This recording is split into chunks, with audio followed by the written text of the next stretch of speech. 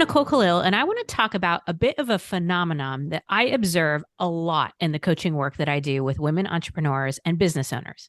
This phenomenon typically happens in the early years of a woman's business, right when she's getting started, when she just took a big leap of faith to start a new business or dug real deep to find the courage to take this risk, is doing all the mental mindset gymnastics to stay positive and committed to her new business, working her freaking ass off, is learning everything the hard way, doesn't yet have a team to delegate to. So she's doing all the work that would take a 5-person team, but she's doing it by herself, goes to bed worrying about her business, wakes up with a to-do list longer than Santa's naughty list, while managing all the stress, all the fear, and the doubts, and the worry, and the very real concern if she'll be able to pay her bills with this product or service she's just invested all of herself and likely a good amount of money and time into.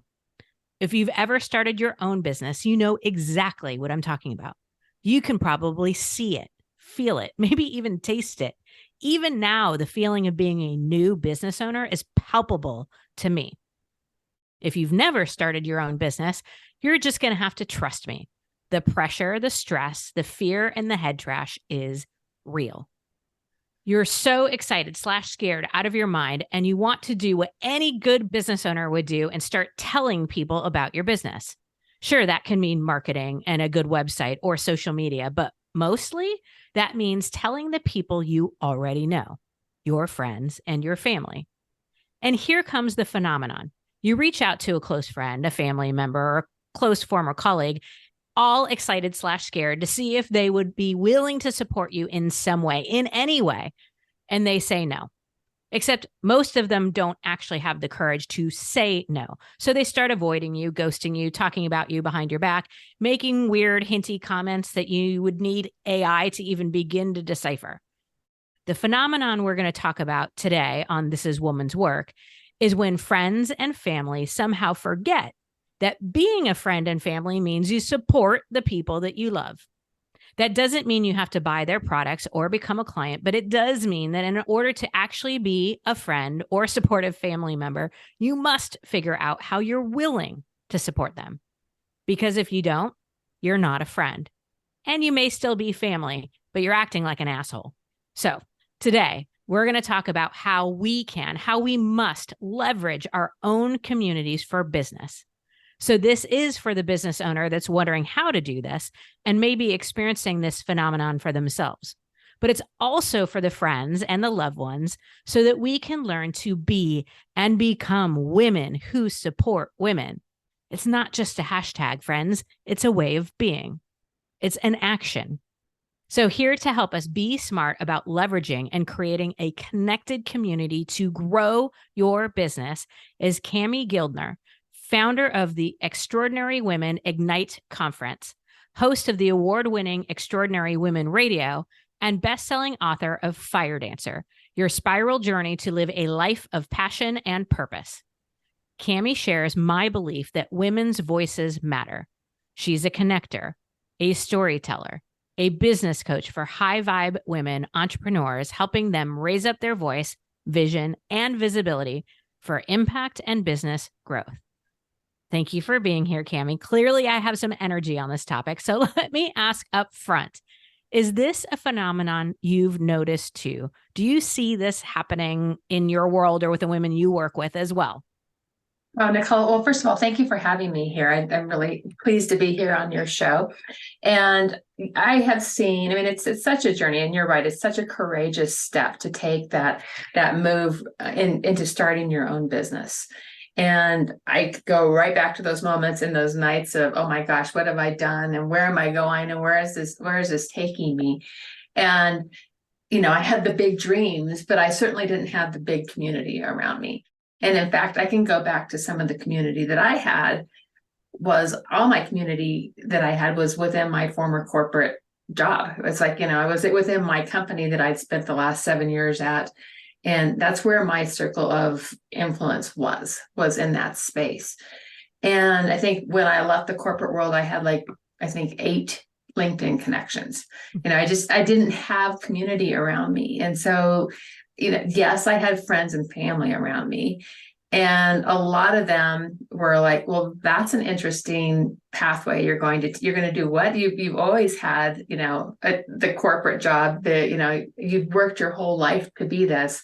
And so I had a lot of raised eyebrows of, you're going to do what? And when I first started, I was what drew me into the world of being an entrepreneur of all things was equine guided coaching. So I saw people working with horses, and they were doing leadership and personal development. I thought that's just really the coolest thing ever. So I was all bright eyed and shiny, thinking that's going to be so much fun to do that kind of work and bring horses. I always had been a horse person. And I remember my mother raising her eyebrows and going, and my mother's always been my biggest supporter. She believes in me to no ends. But I remember her at that moment going, I hope it works. And I was like, it's gonna work, Mom. It's gonna work. So, it's just, I think when we make big shifts like that, people don't always see the big vision that we see. So I was going to ask, do you think that that's part of it? Maybe that's the missing part we're doing as business owners or as new entrepreneurs. Are we missing the part where we share the vision or the why or even some of the fears or concerns? Like, is there a chance that part of it might be that we're not showing up real, right? Like we're showing up as this weird, polished entrepreneur version of ourselves that our friends or family have never seen before. And we're trying to do it all right and say the right things. And what they really want to know or hear is like, why? And what are we afraid of? And what are we doing this for? Like, why are we willing to take this big risk? I wonder if there's thoughts on that. Is that maybe a missing piece potentially? It certainly could be a missing piece. And I think when this is 15 years ago that I left the corporate world. So it's been a long time since I was in that space. But the big ideas, the big dreams that we come up that give us the courage to step out and say, yes, I'm going to go do this. Those sharing those dreams and ideas. And I think, when we look at our friends and family, they're literally they're wanting to, their concern is for us, right? At the end of the day, they're wanting to make sure that, okay, this seems like a big risk that you're making. And, I can tell you, my husband was actually the one that encouraged me to make the leap. And I was like, I'm an executive. I'm not an entrepreneur. And he's like, he says, well, and I had been interviewing for jobs, and it was 2008, and there wasn't a lot of BPO marketing jobs around. And I was going to interviews going, oh my God, I don't want to go, right? I mean, I don't want this job. I hope I don't get this job. And my husband finally said to me, he's like, well, he says, if why don't you want to start your own business? I said, well, it's so risky. And he says, well, how much more risky is it than not being able to find a job than just going and doing your own thing? So he was incredibly supportive. And I think what happens through this process is we start to find people that get excited about our vision, that we keep leaning into. We find the people that we can say, I had a girlfriend that I walked with every week early on in my business. Every Monday we would go on a hike together, and we were both starting our businesses together, and we fed off each other's excitement, and we had ideas with one another. And that's where, you start to choose where you're spending your time.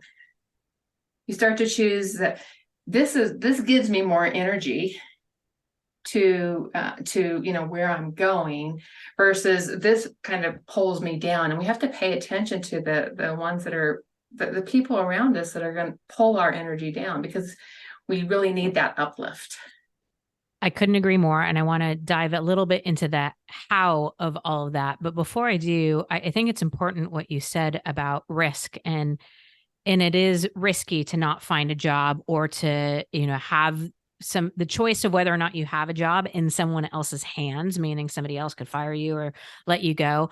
I also think that there is a risk in either finding or staying with a job that you hate, or that you're working with people you hate. Like the energy suck that is, and the things that it does to your mindset and your mental health, I think is a really huge risk I couldn't have seen that. I mean, when I was in it, I mean, I got laid off in 2008. So I always say that was first getting laid off was the first best gift I ever had. And the fact that it was 2008 in the downturn of the economy was the second gift.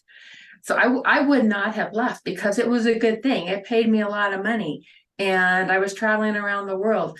And I worked my whole life to be doing what I was doing. And the whole perception of jumping and starting my own business at the time, it just was like, wasn't even on my radar. So the risk, if I would have stayed in there in that position where I had really started to feel the energy of me being sucked dry, where I had been able to feel, I mean, I was sick all the time. I had a girl, one of my I had an employee who had worked for me at 3 different companies. And at one point she said to me, I don't even know who you are anymore. Mm. And so there was this, I was in this really messy, wash cycle, right? I was in a really messy space, but I couldn't see beyond where I was. So was there a risk in staying in that space? A huge amount of risk of what that would have been for me in my life and what that would have meant. And I think, always say, luckily, I feel like the universe kind of shifted me in different directions and helped me see a different perspective. Mm-hmm. I can relate to that. Okay, I want to talk about building that community. Yeah. What role does community play in business based on your experience and perspective? Oh, everything. Everything. I think, I am in community. When I first started out, I was looking for community members in my space, and I wasn't finding always the people, but I was out meeting a lot of individuals, and I thought that, it's like I was always connecting one great woman to another great woman. So that was kind of where it started. And when I started doing that introduction, one great woman to another great woman, my community started to build, right? And some of those women became my clients. Some of those women referred clients to me. So that was the foundation of where my business started. I had a group called Extraordinary Women Connect. And I founded that. It was like, and it was just always about uplifting one another.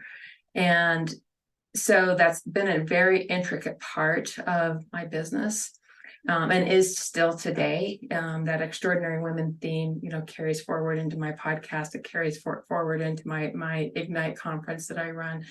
And people will tell you all day long, it's like they meet people in my community that they've become lifetime friends with. They meet community, they become business partners together. They, and I think that's something that we as women have this really innate gift to be able to connect and come together in circle. We've been doing it for eons, that we've been coming together in a circle. And I think that's some of our best gifts that we have as women, to be able to uplift one another. And, I run mastermind communities today, now, and it's about the circle. It's about the community. It's about, yes, it's about the teachings and all the other pieces, but all day long, the magic happens with the community. I couldn't agree more. One of the most surprising things about being an entrepreneur or independent, because I'm very autonomous by nature, I thought I would love not having to have death by meeting and not having to get everybody's opinion and basically, collaborate on every single decision and sacrifice my beliefs for whatever. I thought I was going to be able to do it my way and not have to worry about anything or anyone else. What I did not anticipate is how lonely entrepreneurship and being a business owner can be, and how much I missed and craved being able to walk down the hall and pop in somebody's door and be like, hey, do you have a minute? Or to be able to brainstorm an idea, yeah, or to get different perspectives. And for that reason alone, and there are many, many, many others, but for that reason in and of itself is why I'm so pro mastermind or study group or community, especially of women and entrepreneurs. I think it makes all the difference. A quick announcement for all the incredible women entrepreneurs and business owners who are listening in. If you are looking to expand your reach and showcase your products, your online courses, books, or services to an engaged and growing audience, well, then look no further. This is Woman's Work is all about celebrating women, and we're now providing a platform where your business can shine. With thousands of engaged listeners who are eager to support female-led businesses, advertising with us is the perfect opportunity to grow your brand and connect with new clients and customers. We offer a variety of customizable ad spots that are crafted to highlight the very best of what you offer. Whether you're launching a new product, promoting a bestseller, or looking to fill your latest course, we're here to help you succeed. Email us at podcast@NicoleKhalil.com to learn more and let us help you take your business to the next level. Again, email podcast@NicoleKhalil.com to learn more about our advertising options and to schedule your spot today. I can't wait to partner with and promote you and watch your business grow. I hope you're as excited as I am, and now let's head back to the show. What's one piece of advice you'd give to start inviting more connection and more collaboration into our business and into our life? Open yourself to the connections. And I think it's like, be interested in who somebody is. It kind of goes back to what you were saying earlier. It's like, are they interested? Are they cheering you on? Find people that you resonate with. And we're not going to resonate with everyone. But find people that you resonate with, and you're like, okay, we have some of the same shared values. We have some of the same shared visions of that we want to create, and just start to be in community with them, whatever that looks like. If it's coming together in community once, coming together in a conversation, once a month. But you start to know one another, and be really generous with your connections to others. Like if you meet somebody, it's like, oh, you should really know this person, because I think this person could be a really interesting connection for you to have. And so open your, where you put on that hat of, you're giving to that person from the perspective of being there for them, but also on, who can you connect them to that makes their circle richer. Every time we're always looking for how do we continue to grow our circle of influence. I agree from personal experience. The better connector you are of other people, the more it comes back to you, and the better the quality of the connections that come back your way. That was a surprising discovery. I didn't really think it would work out or play out the way that it has. But every time I make the effort to connect people that I believe need to know each other, it comes back my way in spades. Oh, totally. I'm curious, I'm guessing there's some people who are listening that might be wondering, what if I connect with people on a personal level? How do I maybe transition or translate that into a business connection? So example, when I started early on, many, many years ago, I got the advice to join a church or, and I'm like, I'm not going to go to church to meet potential clients. If I'm going to go to church, it's because I want to go to church. I'm going to meet people that I'm excited to meet. And then potentially they might be clients if it goes in that direction. So all of that to say, how do we sort of mix business with pleasure, or how do we make a connection in one way and then try to translate it into another? Yeah, I think that's a great question. And I one of the ways that I did a lot of that was on the nonprofit boards that I sat on. I would get involved and engaged in nonprofits that were meaningful to me, and that always it put me into to communities of new people that I didn't know before, that expanded my circle. And that was a really good decision for me very early on in my business, because every time I did that, my like I said, when I came out of the corporate world, I had such a small silo of community, that those nonprofit boards really opened up my community into new spaces. So that was a really good way to do that, and to give back in a way that was meaningful to me. Mm-hmm. So that was a great way to combine that.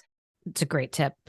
What about, are there any ways that you've seen people try to build community or connection or collaboration that really don't work, or they don't work more often than they do, any that we should be avoiding? Yeah, yeah. And I mean, I think we probably all have been to networking events where people are like just stabbing their cards into your face, and they're like, just different groups that were not my tribe of people, right? And I could tell like the moment I walked in there that it was the intimacy was not going to be built there. And for me, I want to build real meaningful connections with people. I want to have meaningful conversations. And so when I would find community that made space for meaningful conversations and community, I'd lean into that kind of a community, and then I'd go to another one that didn't feel that way, and I'd just say, that's not my community there. So you start making choices, and you start paying attention to what feels right in your body from the perspective of this group of people feels like they are aligned with me, and this does not feel that way.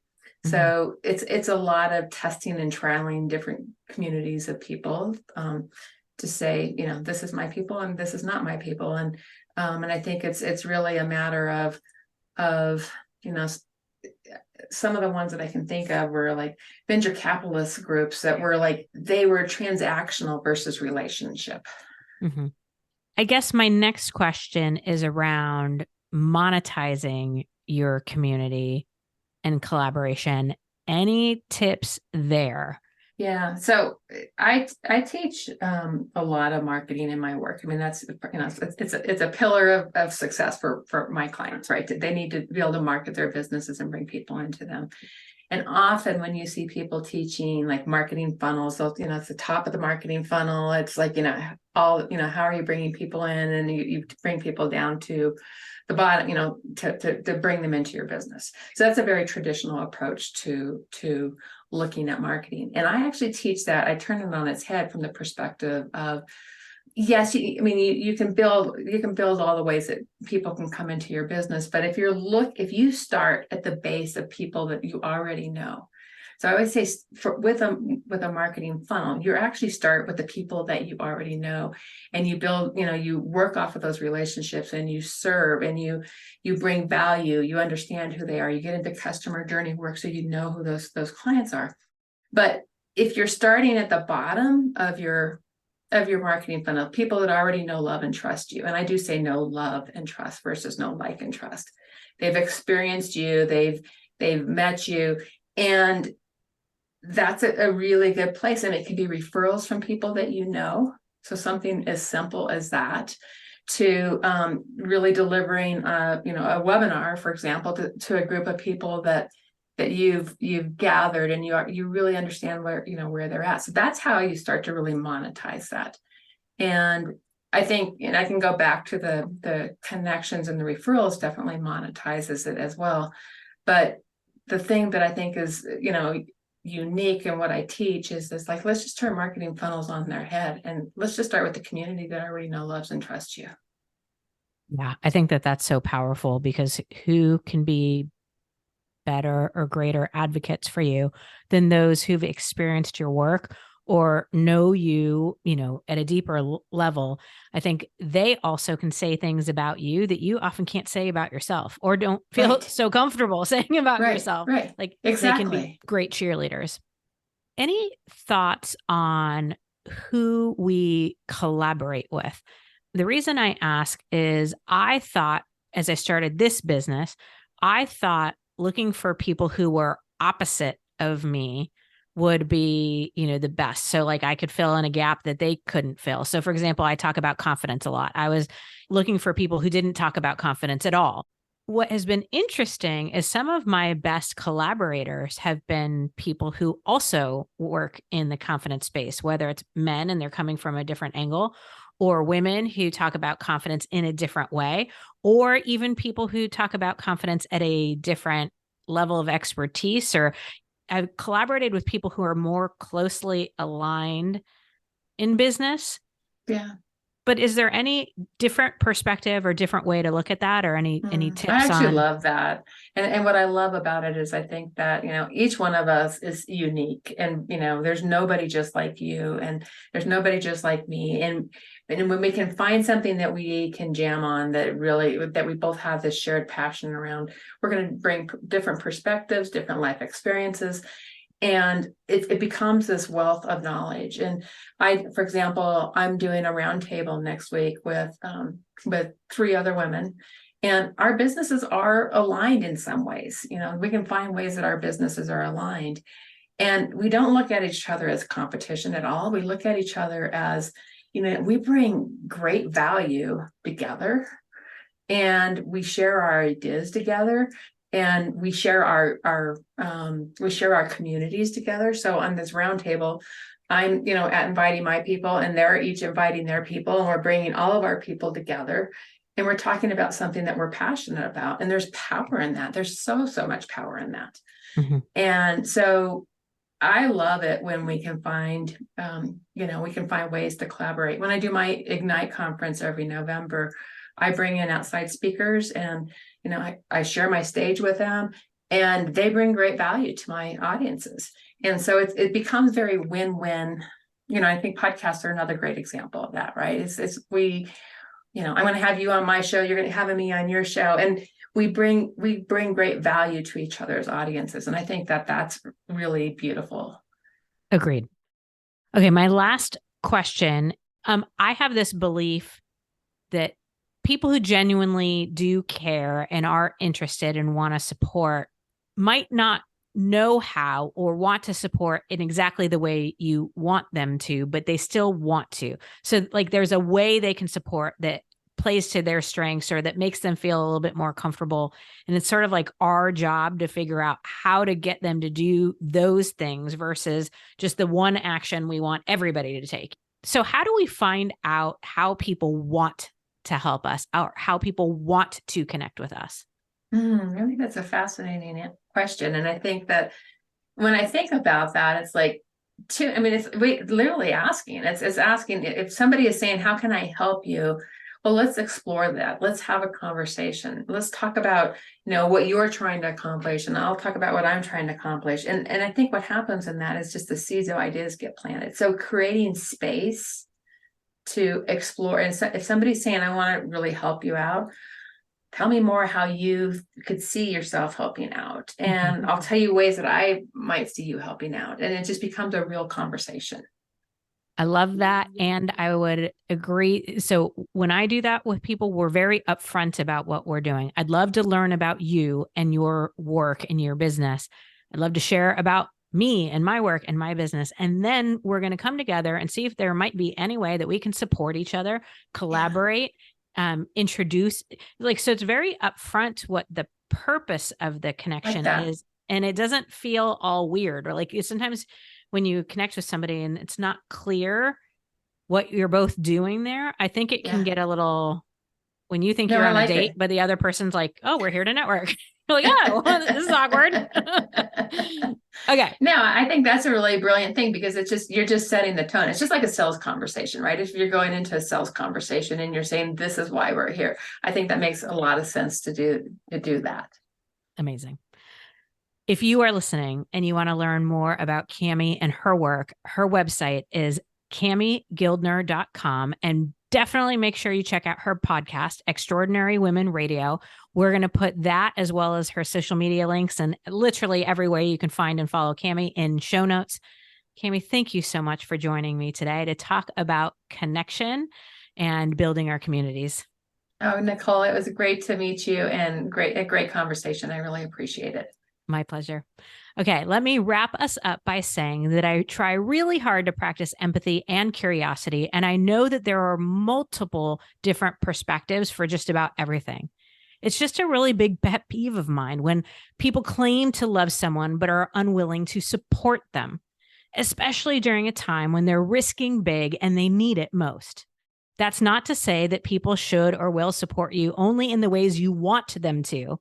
So it's part of our jobs to figure out how they're willing or comfortable to provide that support.